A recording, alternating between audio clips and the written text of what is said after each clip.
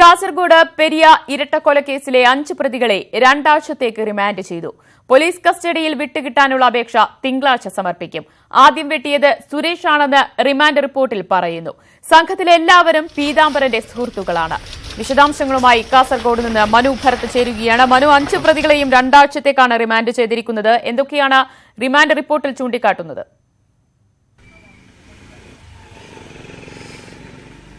ദിവ്യ, ഈ 5 പ്രതികളെ ഇന്ന് കോടതിയിൽ ഹാജരാക്കി. ഇന്ന് കോടതി വൈകിയതിനാൽ ഈ പ്രതികളുടെ കസ്റ്റഡി ആവശ്യപ്പെടാൻ പോലീസിന് കഴിഞ്ഞില്ല. ഒരുപക്ഷെ തിങ്കളാഴ്ച കസ്റ്റഡിക്ക് ആവശ്യം പോലീസ് മുന്നോട്ട് വയ്ക്കും. കാരണം കൂടുതൽ തെളിവെടുപ്പിന് ഈ പ്രതികളെ പോലീസ് കസ്റ്റഡിയിൽ വിട്ടുകിട്ടേണ്ടതുണ്ട്. ഇപ്പോൾ അന്വേഷണ സംഘത്തിന് മുന്നിലുള്ള 2 കാര്യങ്ങൾ. ഒന്ന്, ഈ പുതിയ അന്വേഷണ സംഘത്തിന് ഇത് കൈമാറണം. മറ്റൊന്ന്, ഈ പുതിയ അന്വേഷണ സംഘം എത്തുന്നതുവരെ ഈ പഴയ അന്വേഷണ സംഘത്തിന് ഇതിൻ്റെ തെളിവെടുപ്പും അതുപോലെ തന്നെ മറ്റു കാര്യങ്ങളും തുടരണം. ഈ നിലയിലാണ് അവർ മുന്നോട്ട് പോകുന്നത്. അതായത് തിങ്കളാഴ്ചയോടുകൂടി ഈ കേസ് പൂർണ്ണമായും പുതിയ അന്വേഷണ സംഘത്തിന് കൈമാറാൻ കഴിയും. അതായത് എറണാകുളം ക്രൈംബ്രാഞ്ച് SP നേതൃത്വം നൽകുന്ന പുതിയ സംഘത്തിന് കഴിയും. മുഹമ്മദ് റഫീഖിൻ്റെ നേതൃത്വത്തിലുള്ള പുതിയ സംഘത്തിന് കൈമാറാൻ കഴിയുമെന്ന പ്രതീക്ഷയിലാണ് ഇപ്പോഴുള്ളത്. ഏതായാലും ഈ ഇപ്പോൾ കസ്റ്റഡിയിൽ കിട്ടിയിട്ടുള്ള പ്രതികളുമായി തെളിവെടുപ്പ് മുന്നോട്ട് പോകും. 5 പ്രതികളുടെ കാര്യത്തിൽ ഏറ്റവും ഒടുവിൽ കോടതിയിൽ ഹാജരാക്കിയ 5 പ്രതികളുടെ കാര്യത്തിൽ അവർ 5 പേരെയും റിമാൻഡ് ചെയ്തിരിക്കുന്നു 14 ദിവസത്തേക്ക്. അതിനുശേഷം അവർ 8/3 അതായത് അടുത്ത മാസം 8-ാം തീയതി വീണ്ടും ഈ കോടതിയിൽ ഹാജരാക്കണം എന്നാണ് ഇപ്പോൾ കോടതി ഉത്തരവിട്ടിട്ടുള്ളത്. ശരി, മനു ഭരത്താണ് വിവരങ്ങൾ നൽകിയത്. 5 പ്രതികളെ 2 ആഴ്ചത്തേക്കാണ് റിമാൻഡ് ചെയ്തിരിക്കുന്നത്. കസ്റ്റഡി അപേക്ഷ തിങ്കളാഴ്ച സമർപ്പിക്കും. ആദ്യം വെട്ടിയത് സുരേഷ് ആണെന്നും റിമാൻഡ് റിപ്പോർട്ടിൽ പറയുന്നതോടൊപ്പം സംഘത്തിലെല്ലാവരും പീതാംബരന്റെ സുഹൃത്തുക്കളാണെന്നും അന്വേഷണ സംഘം പ്രതികരിച്ചു. ക്രൈംബ്രാഞ്ചിലേക്ക് അത് കൈമാറ്റം ചെയ്യപ്പെട്ടിട്ടുണ്ട്. കൈമാറ്റം ചെയ്യപ്പെട്ട് അവർ അടുത്ത ദിവസം വന്നിട്ട് ചാർജ് ഏറ്റെടുക്കും. ഇതിൻ്റെ അന്വേഷണം, ഇതുവരെയുള്ള അന്വേഷണം നമ്മളത് പൂർത്തിയാക്കി. ഇനി അവർ വരുന്നത് വരെ നമ്മൾ ഈ കേസിൻ്റെ അന്വേഷണം നടത്തും. പ്രതികളെ ഇപ്പം ഈ 5 പ്രതികളെ 3-ാം തീയതി വരെ റിമാൻഡ് ചെയ്തു. നിങ്ങൾ അന്വേഷണം പൂർത്തിയായിരുന്നു? അങ്ങനെയില്ല, അന്വേഷണം ഇത് പൂർത്തിയാകുന്നില്ല. അത് അടുത്ത ആളുകൾ, അടുത്ത ടീം വന്നിട്ട് അവർ അന്വേഷണം നടത്തുന്നു. ബാക്കി അവരുടെ ഭാഗമാണ്. അത് നിങ്ങൾ അവരുമായിട്ട് ചോദിച്ചിട്ട്. കാസർഗോഡ് നടന്നത് അത്യന്തം ഹീനമായ കൊലപാതകമെന്ന് മുഖ്യമന്ത്രി. കൊലയാളികൾക്ക് പാർട്ടിയുടെ ഒരു പരിരക്ഷയും കിട്ടിയില്ല. വിവരം അറിഞ്ഞ ഉടൻ കർശന നടപടിക്ക് നിർദ്ദേശം നൽകിയതായും മുഖ്യമന്ത്രി കാസർഗോഡ് പറഞ്ഞു. കൊല്ലപ്പെട്ട യുവാക്കളുടെ വീടുകൾ സന്ദർശിക്കാനുള്ള നീക്കം കോൺഗ്രസ് ജില്ലാ നേതൃത്വത്തിന്റെ എതിർപ്പ് കാരണം മുഖ്യമന്ത്രി ഉപേക്ഷിച്ചു. കാസർഗോഡ് പാർട്ടി ഓഫീസ് ശിലാസ്ഥാപന ചടങ്ങിൽ സംസാരിച്ച മുഖ്യമന്ത്രി പ്രസംഗത്തിലുടനീളം കോൺഗ്രസിനെ രൂക്ഷമായി വിമർശിച്ചു. ഒടുവിൽ പെരിയ ഇരട്ടക്കൊലപാതകത്തെ ആവർത്തിച്ച് തള്ളിപ്പറഞ്ഞു. ആ കൊലപാതകം ഹീനമാണ്, ഒരു രീതിയിലും ന്യായീകരിക്കാൻ കഴിയാത്തതാണ്. അതുകൊണ്ട് തന്നെയാണ് തെറ്റായ ഒന്നിനെയും ഏറ്റെടുക്കേണ്ട കാര്യം പാർട്ടിക്കില്ല. എന്നാൽ ഇരട്ടക്കൊലപാതകത്തിന്റെ മറവിൽ അക്രമം നടത്തിയവർക്ക് മുന്നറിയിപ്പ് നൽകാനും പിണറായി മറന്നില്ല. ഞങ്ങൾക്ക് അക്രമം നടത്താൻ ലൈസൻസ് കിട്ടിയെന്ന് കോൺഗ്രസിന്റെ ക്രിമിനലുകൾ എഴുന്നള്ളിയിട്ടുണ്ട്. അതിനെ ഒന്നിനെയും ആരും തള്ളിപ്പറയുന്നത് കേട്ടില്ല. അതിനെല്ലാം പ്രോത്സാഹിപ്പിക്കുന്ന സമീപനമാണ് അവരുടെ ഭാഗത്തെടുക്കുന്നത് കാണുന്നത്. ശക്തമായ നടപടി അത്തരം അക്രമങ്ങൾക്കെതിരെയും ഉണ്ടാകും. നേരത്തെ മുഖ്യമന്ത്രി പെരിയയിൽ കൊല്ലപ്പെട്ട യുവാക്കളുടെ വീട് സന്ദർശിക്കാൻ താൽപര്യം പ്രകടിപ്പിച്ചിരുന്നു. ക്രമസമാധാന പ്രശ്നമുണ്ടാകുമെന്ന രഹസ്യാന്വേഷണ റിപ്പോർട്ടുള്ളതിനാൽ CPM പ്രാദേശിക നേതാക്കൾ കോൺഗ്രസ് ജില്ലാ നേതൃത്വവുമായി ബന്ധപ്പെട്ടു. എന്നാൽ സന്ദർശനത്തെ കോൺഗ്രസ് ജില്ലാ നേതൃത്വം എതിർത്തു. പ്രവർത്തനങ്ങൾക്ക് പരസ്യമായി തള്ളിപ്പറയുകയും രഹസ്യമായി സംരക്ഷണം നൽകുന്ന മുഖ്യമന്ത്രിയെ സ്വാഗതം ചെയ്യേണ്ട ഒരു സാഹചര്യം കാസർഗോഡ് ജില്ലയിലെ കോൺഗ്രസ് പ്രസ്ഥാനത്തിലില്ല. അതേസമയം KPCC അധ്യക്ഷൻ മുല്ലപ്പള്ളി രാമചന്ദ്രന്റെ പ്രതികരണം ഇങ്ങനെ: കരുണയുടെ ഒരംശം അദ്ദേഹത്തിന്റെ മനസ്സിൽ എവിടെയെങ്കിലും ഉണ്ടെങ്കിൽ ഇനി എന്റെ പാർട്ടി കൊലപാതക രാഷ്ട്രീയമായിട്ട് പോകില്ല. ഞങ്ങൾ ഹിംസയെ ഇനി ഉപാസിക്കില്ല. ഹിംസയുടെ രാഷ്ട്രീയത്തിന്റെ പാത ഞങ്ങൾ കൈവടിയുന്നു എന്ന് പ്രഖ്യാപിക്കേണ്ട രാഷ്ട്രീയമായ ആർജവബോധം ബഹുമാനപ്പെട്ട മുഖ്യമന്ത്രി കാണിക്കണം. മുഖ്യമന്ത്രി വീട്ടിൽ എത്തണമെന്നാണ് ആഗ്രഹമെന്ന് കൊല്ലപ്പെട്ട കൃപേഷിന്റെ അച്ഛൻ കൃഷ്ണൻ പറഞ്ഞു. എന്നാൽ കോൺഗ്രസിന്റെ പ്രാദേശിക എതിർപ്പ് അവഗണിച്ച് സന്ദർശനം വേണ്ടെന്ന് മുഖ്യമന്ത്രി തീരുമാനിച്ചു. പ്രതിഷേധമുണ്ടാകുമെന്ന സൂചനയിൽ കനത്ത പോലീസ് കാവലിലായിരുന്നു കാസർഗോഡ് ജില്ലയിൽ മുഖ്യമന്ത്രിയുടെ പരിപാടികൾ. മുഖ്യമന്ത്രിയുടെ പ്രസംഗത്തിലെ ആത്മാർത്ഥതയാണ് രാഷ്ട്രീയമായി കാസർഗോഡ് ഇപ്പോൾ ചർച്ച ചെയ്യുന്നത്. കോൺഗ്രസ് ഏതെങ്കിലും തരത്തിൽ വിട്ടുവീഴ്ചകൾക്ക് തയ്യാറാകുമോ എന്ന ചോദ്യവും പ്രസക്തം. ക്യാമറമാൻ സുമേഷ് മോറാരയ്ക്കൊപ്പം മനു ഭരത്, ന്യൂസ് 18 കാസർഗോഡ്. കാസർഗോഡ് ഇരട്ട കൊലപാതകത്തിൽ സർക്കാരിനെതിരെ കെ മുരളീധരൻ. എല്ലാ വാതിലും കൊട്ടിയടച്ചാൽ നിയമം കയ്യിലെടുക്കേണ്ടിവരും. കോൺഗ്രസ് പ്രവർത്തകർ കൊല്ലപ്പെട്ട കേസിൽ പ്രതികൾ ശിക്ഷിക്കപ്പെടുന്നില്ലെന്നും മുരളീധരൻ പറഞ്ഞു. ഏതായാലും ഷുഹൈബിനെ കൊന്നിട്ട് ഒരു കൊല്ലായി. നിങ്ങൾ ഇതേപോലെയാണ് കൃപേഷിന്റെയും ശരത്തിന്റെയും കാര്യം കൈകാര്യം ചെയ്യുന്നതെങ്കിൽ ഞാൻ ഒറ്റ കാര്യം പറയുന്നുള്ളൂ, എല്ലാ വാതിലും കൊട്ടിയടച്ചാൽ പിന്നെ നിയമം കയ്യിലെടുക്കുക എന്നുള്ള അവസ്ഥയിലേക്ക് ഞങ്ങൾ എത്തിച്ചേരും. ഞങ്ങളൊക്കെ ഗാന്ധി ശിഷ്യന്മാരാണ്, സംശയമൊന്നുമില്ല. പക്ഷെ ഒരു കാര്യം മനസ്സിലാക്കണം, ഇംഗ്ലീഷുകാരനോട് അങ്ങനെ സഹന സമരം നടത്തിയാലൊന്നും ശരിയാവില്ല, വേണ്ടി വന്നാൽ ആയുധം എടുക്കണം എന്ന് പറഞ്ഞ് സുഭാഷ് ചന്ദ്രബോസും കുറച്ചു കാലം കോൺഗ്രസിന്റെ അഖിലേന്ത്യാ പ്രസിഡന്റ് ആയിരുന്നു എന്നുള്ള യാഥാർത്ഥ്യം പിണറായിയും കോടിയേരിയും മറക്കണ്ട. പെരിയയിൽ കൊലപാതകം നടന്ന വീടുകളിൽ ആർഎസ്എസുകാർക്ക് പ്രവേശനമുള്ളപ്പോൾ സിപിഎം നേതാക്കളെ തടയുകയാണെന്ന് സിപിഎം സംസ്ഥാന സെക്രട്ടറി കോടിയേരി ബാലകൃഷ്ണൻ.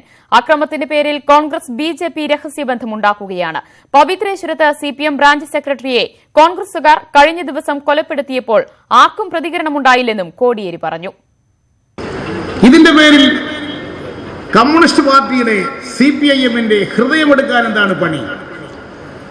അതാണിപ്പോൾ നടക്കുന്ന ആലോചന. ഇതിന് ആർഎസ്എസും കോൺഗ്രസും ഒത്തുകൂടിയിരിക്കുകയാണ്. അവിടെ കോൺഗ്രസുകാരുടെ വീട് സന്ദർശിക്കാൻ സിപിഎമ്മുകാർ പോകാൻ സന്നദ്ധ പ്രകടിപ്പിച്ചപ്പോൾ സിപിഎമ്മുകാർക്ക് പ്രവേശനമില്ല.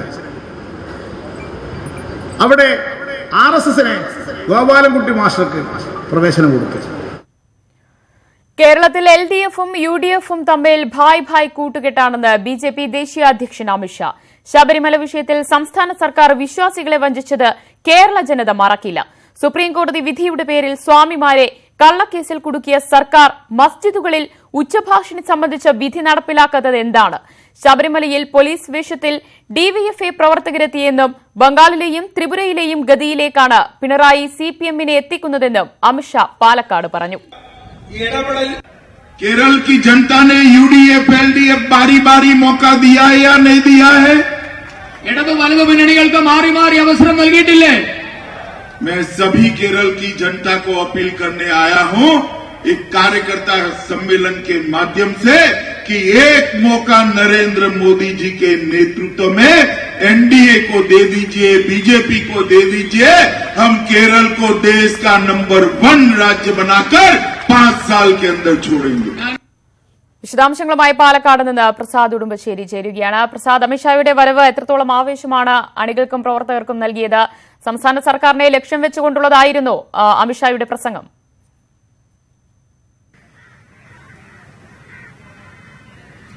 ദിവ്യ, സംസ്ഥാനത്തെ തെരഞ്ഞെടുപ്പ് പ്രചരണം ബിജെപി മുഖ്യ വിഷയമാക്കുക ശബരിമല തന്നെയാണ് എന്ന് സൂചിപ്പിക്കുന്നത് തന്നെയായിരുന്നു അമിത്ഷായുടെ പ്രസംഗം. ശബരിമലയും അതോടൊപ്പം തന്നെ സംസ്ഥാന സർക്കാരിന്റെ ഇപ്പോൾ പ്രവർത്തനങ്ങളുമാണ് കൂടുതലും വിമർശന വിധേയമാകുക. ശബരിമല വിഷയത്തിൽ സംസ്ഥാന സർക്കാർ വിശ്വാസികളെ വഞ്ചിക്കുന്ന നിലപാടാണ് സ്വീകരിച്ചിട്ടുള്ളത്.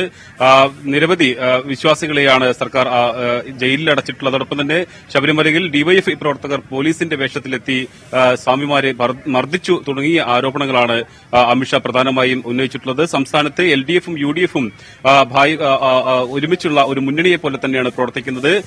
എൽഡിഎഫ് അധികാരത്തിൽ വന്നാൽ യുഡിഎഫിന്റെ അഴിമതികൾ മറയ്ക്കുകയും മറിച്ചും ഇത്തരത്തിൽ ചെയ്യുന്നു. അതുകൊണ്ട് ബിജെപിക്ക് ഒരു അവസരം കേരളത്തിൽ തരണം. അങ്ങനെ വന്നാൽ കേരളത്തെ മികച്ച സംസ്ഥാനമാക്കി മാറ്റാൻ ബിജെപിക്ക് കഴിയും എന്നും പ്രവർത്തകരുടെ കൺവെൻഷനിൽ അമിത്ഷാ വ്യക്തമാക്കി. വരുന്ന തെരഞ്ഞെടുപ്പിൽ ശബരിമല തന്നെയായിരിക്കും കേരളത്തിലെ മുഖ്യ തെരഞ്ഞെടുപ്പ് വിഷയമാക്കി ബിജെപി ഉയർത്തിക്കാട്ടുക എന്നതാണ് ഇന്നത്തെ പ്രവർത്തക കൺവെൻഷനിൽ അമിത്ഷായുടെ പ്രസംഗം സൂചിപ്പിക്കുന്നത്. രാവിലെ നടന്ന സംസ്ഥാന സമിതി യോഗത്തിലും ഇതുതന്നെയായിരുന്നു നേതാക്കൾ സൂചിപ്പിച്ചിരുന്നത്. ശബരിമല മുഖ്യ വിഷയമാക്കിക്കൊണ്ട് തന്നെ പ്രചരണ വിഷയം മുന്നേറുന്നു എന്നുള്ളത് തന്നെ നമുക്ക് പറയാൻ കഴിയും. ഇപ്പോൾ ഇവിടുത്തെ പ്രവർത്തക കൺവെൻഷൻ സമാപിച്ചിരിക്കുന്നു. ഇനി ഉള്ളത് 20 ലോക്സഭാ മണ്ഡലങ്ങളെയും തെരഞ്ഞെടുപ്പ് ചുമതലയുള്ള പ്രവർത്തകരുമായാണ് അമിത്ഷാ കൂടിക്കാഴ്ച നടത്തുക. അതിനുശേഷം സംസ്ഥാനത്തെ ആർഎസ്എസ് നേതൃത്വവുമായും അമിത്ഷാ കൂടിക്കാഴ്ച നടത്തുന്നുണ്ട്. പ്രസാദ് ഉടുമ്പശ്ശേരിയാണ് വിവരങ്ങൾ നൽകിയത്. ഹർത്താലുകൾക്കെതിരെ നിലപാട് കടുപ്പിച്ച് ഹൈക്കോടതി. കാസർഗോഡ് ഇരട്ട കൊലപാതകവുമായി ബന്ധപ്പെട്ട് മിന്നൽ ഹർത്താൽ നടത്തിയ യൂത്ത് കോൺഗ്രസ് സംസ്ഥാന അധ്യക്ഷൻ ഡീൻ കുര്യാക്കോസിൽ നിന്ന് നഷ്ടം ഈടാക്കാൻ കോടതി നിർദ്ദേശം നൽകി. ശബരിമല സ്ത്രീ പ്രവേശനവുമായി ബന്ധപ്പെട്ട ഹർത്താലിലെ അക്രമങ്ങളിൽ ബിജെപി നേതാക്കളും പ്രതികളാകും. ഹർത്താലുമായി ബന്ധപ്പെട്ട ഇടക്കാല ഉത്തരവ് ലംഘിച്ചെന്ന് ചൂണ്ടിക്കാട്ടി ഡീൻ കുര്യാക്കോസിനെയും UDF കാസർഗോഡ് ജില്ലാ നേതാക്കളായ MC കമറുദ്ദീൻ, ഗോവിന്ദൻ നായർ എന്നിവരെയും ഹൈക്കോടതി വിളിച്ചു വരുത്തുകയായിരുന്നു. ഹർത്താലുമായി ബന്ധപ്പെട്ട് സംസ്ഥാനത്ത് രജിസ്റ്റർ ചെയ്ത മുഴുവൻ കേസുകളിലും ഡീൻ കുര്യാക്കോസിനെ പ്രതിയാക്കാൻ കോടതി നിർദ്ദേശിച്ചു. നാശനഷ്ടങ്ങൾക്കുള്ള നഷ്ടപരിഹാരം ഡീനിൽ നിന്ന് ഈടാക്കാനും കോടതി നിർദ്ദേശിച്ചു. യൂത്ത് കോൺഗ്രസ് ഹർത്താലിൽ 189 കേസുകളാണ് രജിസ്റ്റർ ചെയ്തിരിക്കുന്നത്. പ്രാഥമിക നഷ്ടം 2,65,000 രൂപയാണ്. KSRTCക്ക് 1,10,000 രൂപയുടെ നഷ്ടമുണ്ട്. സ്വകാര്യ വ്യക്തികൾക്കുണ്ടായ നാശനഷ്ടം വിലയിരുത്താനായി ക്ലെയിം കമ്മീഷനെ നിയോഗിക്കാനും കോടതി ഉത്തരവിട്ടു. മിന്നൽ ഹർത്താൽ വിലക്കിയുള്ള ഇടക്കാല ഉത്തരവ് ശ്രദ്ധയിൽപ്പെട്ടിരുന്നില്ലെന്ന് ഡീൻ കോടതിയെ അറിയിച്ചു. എന്ത് തന്നെയാണെങ്കിലും നിയമപരമായി ഈ കാര്യത്തോട് സഹകരിച്ചുകൊണ്ട് നമ്മുടേതായിട്ടുള്ള സ്റ്റാൻഡ് കോടതിയെ ബോധ്യപ്പെടുത്താൻ ശ്രമിക്കും എന്നുള്ളതാണ് ഞാൻ അന്നും പറഞ്ഞത്, ഇപ്പോഴും അത് തന്നെയാണ് പറയുന്നത്. ശബരിമല സ്ത്രീ പ്രവേശന വിഷയത്തിൽ ഹർത്താൽ നടത്തിയ BJP, Hindu Aikyavedi, Sabarimala കർമ്മസമിതി നേതാക്കൾക്കെതിരെയും കേസെടുക്കും. PS Sreedharan Pillai, KP Sasikala, MS Kumar, TP Senkumar എന്നിവർ പ്രതികളാകും.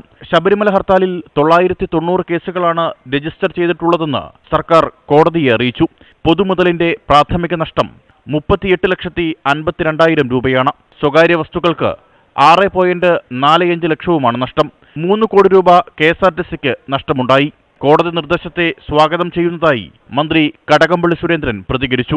BJP നേതാക്കളും അതുപോലെ തന്നെ ഹിന്ദു ഐക്യവേദി നേതാക്കളെന്ന് പറയുന്നവരും പിന്നെ കുറേ ആന്റി സോഷ്യൽസും എല്ലാവരും ഉണ്ട്. ആരുടെ പേരിലായിരുന്നാലും ശരി, ഭക്തജനങ്ങളെ ആക്രമിക്കാനൊക്കെ വരികയും അതിന് നേതൃത്വം കൊടുക്കുകയും ചെയ്ത ആളുകളുടെ പേരിൽ കേസെടുക്കുന്നത് നല്ലത് തന്നെയാണ്. അടുത്ത മാസം 6-ന് ഹർജി വീണ്ടും പരിഗണിക്കും. 5-ന് മുൻപ് ഡീൻ അടക്കമുള്ളവർ വിശദമായ സത്യവാങ്മൂലം സമർപ്പിക്കണം. 3 പേരെയും നേരിട്ട് ഹാജരാകുന്നതിൽ നിന്ന് ഒഴിവാക്കിയിട്ടുമില്ല. MS Aneesh Kumar, news 18 Kochi. പുൽവാമയിൽ ഭീകരാക്രമണത്തിൽ 40 സൈനികർ കൊല്ലപ്പെട്ട ശേഷം പ്രധാനമന്ത്രി നരേന്ദ്രമോദി സ്വീകരിച്ചത് ഉദാസീന സമീപനമെന്ന ആരോപണവുമായി കോൺഗ്രസ്. സംഭവം നടന്ന ശേഷം പുൽവാമയെപ്പറ്റി മിണ്ടാതെ മോദി ഉത്തരാഖണ്ഡിൽ BJP റാലിയിൽ സംസാരിച്ചു. വാർത്ത വന്ന് 3 മണിക്കൂറിനു ശേഷവും ചാനൽ ചിത്രീകരണത്തിൽ വ്യാപൃതനായിരുന്ന മോദി പ്രൈം മിനിസ്റ്ററല്ല, പ്രൈം ടൈം മിനിസ്റ്ററാണെന്ന് രാഹുൽ ഗാന്ധി ആരോപിച്ചു. പുൽവാമ ആക്രമണം നടന്ന് 2 മണിക്കൂർ കഴിഞ്ഞുള്ള BJP റാലിയിൽ സംഭവത്തെക്കുറിച്ച് പ്രധാനമന്ത്രി ഒരു വാക്കുപോലും പറഞ്ഞില്ല. മൌനാചരണത്തിന് നിർദ്ദേശിച്ചതുമില്ല. ഉത്തരാഖണ്ഡിലെ BJP റാലിയെ മോഡി മൊബൈലിലൂടെ അഭിസംബോധന ചെയ്യുന്ന ദൃശ്യങ്ങൾ പുറത്തുവിട്ടാണ് കോൺഗ്രസിന്റെ ആരോപണം. ആക്രമണം നടന്നത് മോഡി അറിഞ്ഞിരുന്നോ? അറിഞ്ഞില്ലെങ്കിൽ സർക്കാരിനെ പറ്റി ജനങ്ങൾ എന്തു മനസ്സിലാക്കണമെന്നാണ് കോൺഗ്രസ് ഉന്നയിക്കുന്ന ചോദ്യം. ഭീകരാക്രമണ വാർത്ത വന്ന് 3 മണിക്കൂർ കഴിഞ്ഞപ്പോൾ മോഡി സ്വകാര്യ ചാനലിനു വേണ്ടി ഷൂട്ടിംഗിൽ വ്യാപൃതനായിരുന്നുവെന്ന് ചിത്രങ്ങൾ പുറത്തുവിട്ട് രാഹുൽ ഗാന്ധി ആരോപിച്ചു. ജവാന്മാരുടെ കുടുംബം ദുഃഖത്തിൽ മുങ്ങി നിൽക്കുമ്പോൾ ഇങ്ങനെ ചെയ്ത പ്രധാനമന്ത്രി പ്രൈം ടൈം മിനിസ്റ്ററാണ്. ഫോട്ടോഷൂട്ട് സർക്കാരെന്ന അടിക്കുറിപ്പോടെയാണ് ട്വിറ്ററിലെ രാഹുലിന്റെ വിമർശനം. നരേന്ദ്രമോദിയെയും പ്രധാനമന്ത്രിയുടെ ഓഫീസിനെയും ഒരുപോലെ ലക്ഷ്യം വെച്ചാണ് കോൺഗ്രസിന്റെ ആരോപണങ്ങൾ. ന്യൂസ് 18 ഡൽഹി. പുൽവാമ ഭീകരാക്രമണത്തിന് ശേഷം രാജ്യത്തിന്റെ വിവിധ ഭാഗങ്ങളിൽ കശ്മീരികൾക്കെതിരെ നടക്കുന്ന അക്രമങ്ങൾ തടയാൻ സംസ്ഥാനങ്ങൾക്ക് സുപ്രീംകോടതിയുടെ നിർദ്ദേശം. കശ്മീരിൽ ഒരു ജെയ്ഷെ മുഹമ്മദ് ഭീകരൻ അറസ്റ്റിലായി. കശ്മീരിലെ സോപ്പോറിൽ 2 ഭീകരരെ സൈന്യം വധിച്ചു. ഭീകരരെ സഹായിക്കുന്നവരെ ഒറ്റപ്പെടുത്തുന്ന സംഘടനയായ ഫിനാൻഷ്യൽ ആക്ഷൻ ടാസ്ക് ഫോഴ്സ് പാകിസ്ഥാന്റെ പേര് കരിമ്പട്ടികയിൽ നിലനിർത്താൻ തീരുമാനിച്ചു. SNC ലാവ്ലിൻ കേസിൽ മുഖ്യമന്ത്രി പിണറായി വിജയൻ അടക്കമുള്ളവർക്കെതിരായ CBI അപ്പീലിൽ ഏപ്രിൽ 2 അന്തിമവാദം കേൾക്കുമെന്ന് സുപ്രീംകോടതി. ഇന്ന് തന്നെ വാദം കേൾക്കാൻ കോടതി തയ്യാറായിരുന്നെങ്കിലും വിശദമായ പരിശോധന ആവശ്യമാണെന്ന് CBI അറിയിച്ചതിനെ തുടർന്നാണ് കേസ് മാറ്റിയത്. കേസ് നീട്ടിക്കൊണ്ടുപോകാനാണ് ഉദ്ദേശമെന്ന് കോടതി CBIയോട് ചോദിച്ചു.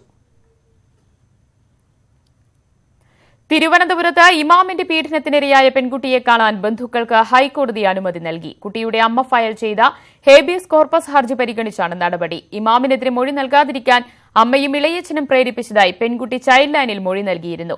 ഇതേ തുടർന്ന് അമ്മയ്ക്കെതിരെയും അന്വേഷണം നടത്തി. ബന്ധുക്കൾ വഴി പ്രതി സമ്മർദ്ദം ചെലുത്താൻ സാധ്യതയുള്ളതിനാൽ ചൈൽഡ് വെൽഫെയർ കമ്മിറ്റിയുടെ സംരക്ഷണയിലാണ് പെൺകുട്ടി. ഒളിവിൽ കഴിയുന്ന ഇമാം ഷഫീഖ് അൽ ഖാസിമിക്ക് വേണ്ടിയുള്ള തെരച്ചിൽ തുടരുകയാണ്.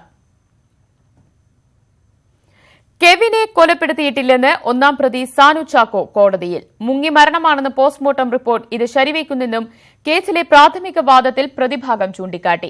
പോസ്റ്റ്മോർട്ടം റിപ്പോർട്ട് പരിഗണിച്ച് 302 വകുപ്പ് റദ്ദാക്കണം. കുറ്റം ചെയ്തിട്ടില്ലെന്ന് മൂന്നാം പ്രതി ഇഷാനും കോടതിയിൽ പറഞ്ഞു. മറ്റു പ്രതികളുടെ അഭിഭാഷകർ വാദത്തിന് തയ്യാറാകാതെ അവധി ചോദിച്ചു. കേസ് കോട്ടയം ജില്ലാ സെഷൻസ് കോടതി അടുത്ത മാസം 2 വീണ്ടും പരിഗണിക്കും. കെവിനെ മുക്കിക്കൊന്നതാകാമെന്ന് മെഡിക്കൽ ബോർഡ് റിപ്പോർട്ട് ചൂണ്ടിക്കാട്ടി നടന്നത് ആസൂത്രിതമായ കൊലപാതകമാണെന്നാണ് പ്രോസിക്യൂഷൻ വാദം. തൃപ്പൂണിത്തുറയിൽ വൃദ്ധയെ തലക്കടിച്ചു വീഴ്ത്തി സ്വർണം കവർന്നു. അക്രമത്തിൽ ഗുരുതരമായി പരിക്കേറ്റ ഏരൂർ കോളനി നിവാസിനി രഘുപതി അമ്മയെ കൊച്ചിയിലെ സ്വകാര്യ ആശുപത്രിയിൽ പ്രവേശിപ്പിച്ചു. വാഹനത്തിൽ സഞ്ചരിക്കുന്ന പ്രതികളുടെ സിസിടിവി ദൃശ്യങ്ങൾ പോലീസിന് ലഭിച്ചിട്ടുണ്ട്. ഉച്ചയ്ക്ക് 12 മണിയോടെയാണ് സംഭവം. കേബിൾ ടിവിയിലെ തകരാറ് പരിഹരിക്കാനെന്ന വ്യാജേന തൃപ്പൂണിത്തുറ ഏരൂർ കോളനിയിലെ വീട്ടിലെത്തിയ 2 സംഘം റിട്ടയർഡ് അധ്യാപികയായ രഘുപതി അമ്മയെ ആക്രമിച്ച ശേഷം മാലയും വളയും കവരുകയായിരുന്നു.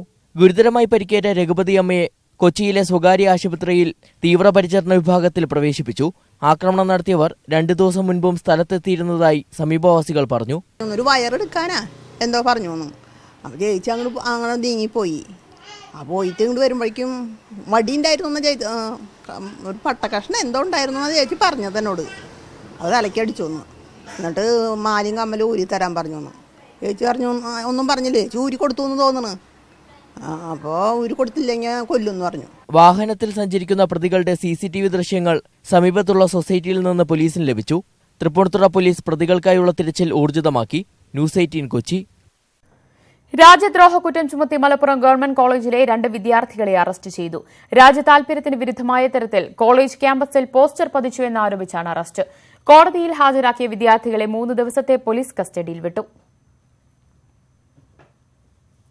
തിരുവനന്തപുരം റെയിൽവേ സ്റ്റേഷനിൽ സംസ്ഥാന സർക്കാരിന്റെ പരസ്യ ബോർഡുകൾ നീക്കം ചെയ്തതിനെതിരെ എംപിയുടെ പ്രതിഷേധം. എ സമ്പത്ത് എംപിയാണ് പ്രതിഷേധിച്ചത്. കേന്ദ്ര സർക്കാരിന്റേത് നിലനിർത്തി സംസ്ഥാന സർക്കാരിന്റെ പരസ്യ ബോർഡുകൾ മാത്രമാണ് റെയിൽവേ നീക്കം ചെയ്തത്.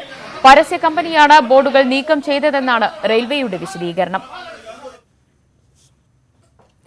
കുട്ടികൾക്ക് രോഗപ്രതിരോധ കുത്തിവയ്പ് എടുക്കുന്നതിന്റെ പ്രാധാന്യത്തെക്കുറിച്ചുള്ള രാജ്യത്തെ ഏറ്റവും വലിയ ബോധവൽക്കരണ ക്യാമ്പയിന് മുംബൈയിൽ തുടക്കം. നെറ്റ്വർക്ക് 18 സെറം ഇൻസ്റ്റിറ്റ്യൂട്ട് ഓഫ് ഇന്ത്യയും സംയുക്തമായി സംഘടിപ്പിച്ച ക്യാമ്പയിന് ബോളിവുഡ് നടി കരീന കപൂർ ഉൾപ്പെടെ നിരവധി പ്രമുഖർ പിന്തുണ അറിയിച്ചിട്ടുണ്ട്. രാജ്യത്തെ കുട്ടികൾക്ക് രോഗപ്രതിരോധ കുത്തിവയ്പ് എടുക്കുന്നതിന്റെ പ്രാധാന്യത്തെക്കുറിച്ചുള്ള ദേശവ്യാപക ക്യാമ്പയിനാണ് തുടക്കമായത്. ആരോഗ്യമുള്ള പ്രതിരോധശേഷിയുള്ള ഇന്ത്യ എന്നാണ് ക്യാമ്പയിന്റെ പേര്. രോഗപ്രതിരോധ കുത്തിവയ്പുകളുടെ ആവശ്യകതയെക്കുറിച്ച് മാതാപിതാക്കളെ ബോധവൽക്കരിക്കുകയാണ് ലക്ഷ്യം. രോഗപ്രതിരോധ ശക്തി വർദ്ധിക്കാൻ പോഷക ഗുണമുള്ള ഭക്ഷണം കുട്ടികൾ കഴിക്കുന്നതിന്റെ പ്രാധാന്യത്തെക്കുറിച്ചും ബോധവൽക്കരണം ഉണ്ടാകും. So we thought that we'd go for a nationwide campaign to create awareness and change the mindset, which we've very nicely partnered with TV18 to do that, and that was the idea behind the whole campaign. Network 18 serum institute of ഇന്ത്യയും സംയുക്തമായി സംഘടിപ്പിച്ച് campaign ആരംഭിച്ചത് മുംബൈയിലാണ്. ബോളിവുഡ് നടി കരീന കപൂറാണ് ക്യാമ്പയിന്റെ brand ambassador. വിവിധ മേഖലകളിലെ പല പ്രമുഖരും ഈ ക്യാമ്പയിനുമായി ചേർന്ന് പ്രവർത്തിക്കുന്നുണ്ട്. सारे पेरेंट्स को मैं यही कहना चाहती हूँ that I am hoping that my voice will make a difference to come outside, come out there in hordes, in large numbers, get your child immunized, get your child vaccinated. ലോകാരോഗ്യ സംഘടന പറയുന്നത് എന്തുകൊണ്ട് ആരോഗ്യമുള്ള പ്രതിരോധശേഷിയുള്ള ഇന്ത്യ പ്രധാനമാണ്. മാരകമായ അസുഖങ്ങളിൽ നിന്ന് കുട്ടികളെ സംരക്ഷിക്കാൻ രോഗപ്രതിരോധ കുത്തിവയ്പ് ആവശ്യമാണ്. കൃത്യമായ കുത്തിവയ്പിലൂടെ 20 മുതൽ 30 ലക്ഷം കുഞ്ഞുങ്ങളുടെ ജീവനാണ് രക്ഷിക്കുന്നത്. കുത്തിവയ്പ് ലഭിക്കാത്തതിനാൽ ഇന്നും 5 ലക്ഷത്തിലധികം കുട്ടികൾക്ക് ജീവൻ നഷ്ടപ്പെടുന്നു. രാജ്യത്തെ കുട്ടികളുടെ ആരോഗ്യകരമായ ശോഭനമായ ഭാവിക്കായി ഈ ക്യാമ്പയിനിൽ ഭാഗമാകണമെന്ന് നെറ്റ്വർക്ക് 18 അഭ്യർത്ഥിക്കുന്നു. Bureau report, news 18. ടിവി ചാനലുകളുടെ സ്വഭാവത്തിലും സ്ഥാനനിർണയത്തിലും പുതിയ നിർദ്ദേശവുമായി telecom regulatory authority of India. ചാനലുകൾ സംപ്രേഷണം ചെയ്യുന്നവയുടെ ഉള്ളടക്കത്തിന്റെ അടിസ്ഥാനത്തിൽ അവ ഏത് ഗണത്തിൽപ്പെട്ടതെന്ന് അറിയിക്കണമെന്നാണ് നിർദ്ദേശം. ഭക്തി, പൊതുവിനോദം, കുട്ടികൾക്കുള്ളവ, സിനിമ, സംഗീതം, വാർത്ത തുടങ്ങി എന്ത് തരം ഉള്ളടക്കമാണുള്ളതെന്ന് സേവനദാതാക്കളുടെ പ്രോഗ്രാം ഗൈഡിൽ ഉണ്ടാകണം. ചാനലിന്റെ പേര് ഒരു തവണ മാത്രമേ പ്രോഗ്രാം ഗൈഡിൽ ഉണ്ടാകാൻ പാടുള്ളൂ. ഓരോ ചാനലും ഒരു നിശ്ചിത നമ്പറിൽ തന്നെയായിരിക്കണം. 1 വർഷത്തേക്കെങ്കിലും ഇതിൽ മാറ്റം വരരുതെന്നും ട്രായ് നിർദ്ദേശിക്കുന്നു. സ്പോർട്സ്. ലോകകപ്പ് ക്രിക്കറ്റിൽ പാകിസ്ഥാനുമായി കളിക്കുന്നത് സംബന്ധിച്ച തീരുമാനം സർക്കാർ നിലപാടറിഞ്ഞ ശേഷമെന്ന് BCCI. ഡൽഹിയിൽ ഇന്ന് ചേർന്ന ഉന്നതാധികാര സമിതി യോഗം ഇക്കാര്യം വിശദമായി ചർച്ച ചെയ്തു.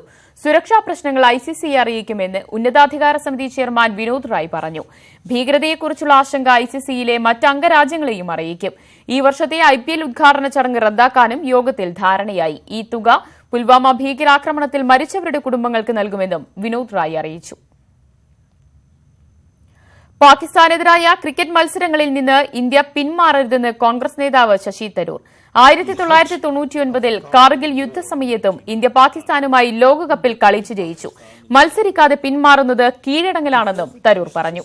So many are clamoring for would not just cost 2 points. It would be worse than a surrender, since it would be defeat without a fight. We should not make cricket a substitute.